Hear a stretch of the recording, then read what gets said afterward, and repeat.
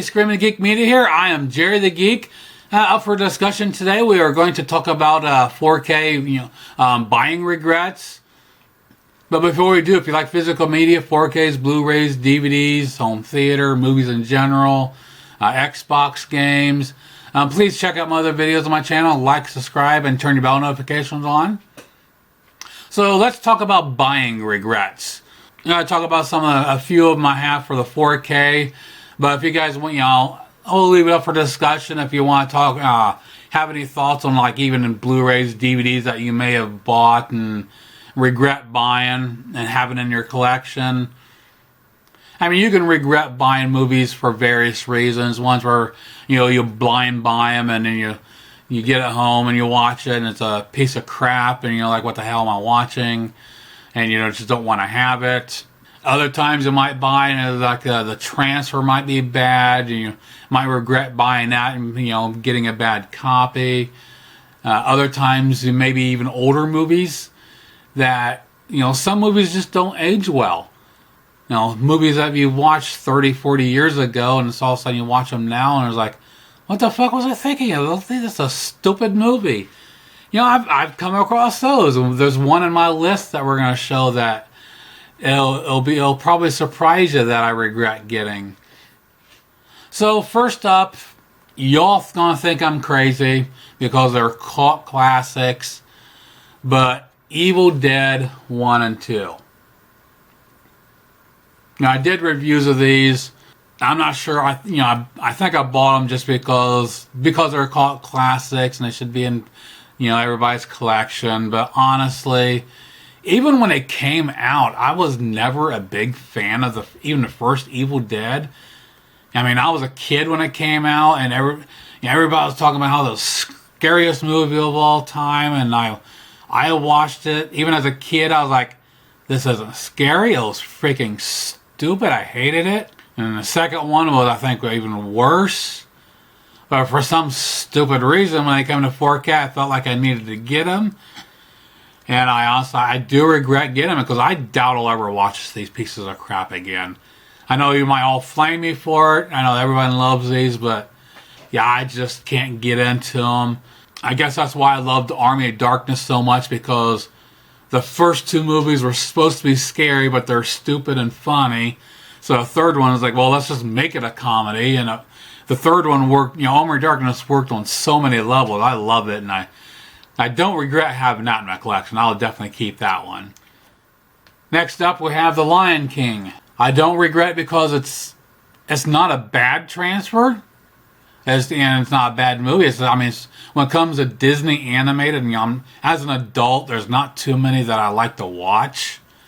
But Lion King has always been one of my favorite animated movies. I still enjoy it. But the reason I put it on my list is, again, when it comes to animation, there's not a big reason to upgrade over Blu-ray because the Blu-rays look freaking phenomenal. And this one's the same way. There's very little difference between the Blu-ray and the 4K. And this is the only Disney animated I actually upgraded from Blu-ray to 4K. I have not bought any more. I just don't see the need for it. Two reasons. One, it's not a big upgrade. And two, is like I'm not a big enough fan and need to have a 4K. The Blu-rays, I'm content with those. Like I said, most of them, Disney ones, I will never watch again. There's very few that my favorite animateds are, The Lion King, Aladdin, definitely. Robin Williams killed it in that. That's why I hated the live action one. It just sucked. You cannot live up. You can't fill those shoes of what Robin Williams did.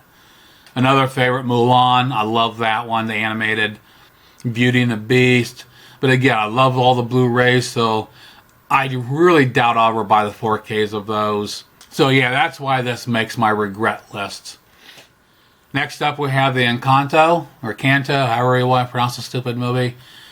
We got this, my wife and a grandkid really loved it. I was bored to death. I really hate this movie. Just no enjoyment in this movie whatsoever, so yeah, it's nice to have where the family can enjoy it, but I just don't. I just can't do it. I've had to suffer through it from a couple of times. Next up, we have Jack Ryan Shadow Recruit. I didn't buy this individually. I bought the whole Jack Ryan collection. So even though as much as I love the other ones, I could not get into this one. I could not even watch it. I think I watched a half hour and was like, what the hell is this shit? It sucked ass. I had no idea what they were thinking when they made this movie.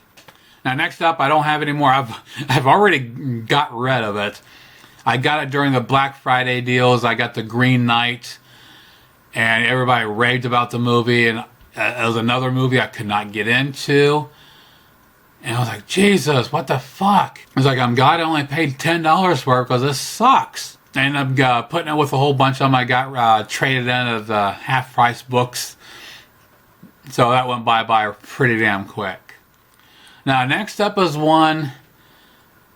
Oh, man, I think a lot of you is going to disagree with me, flame me for it, because it's an all-time classic.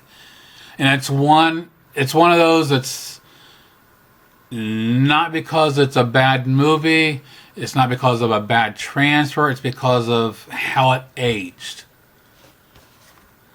The Howling.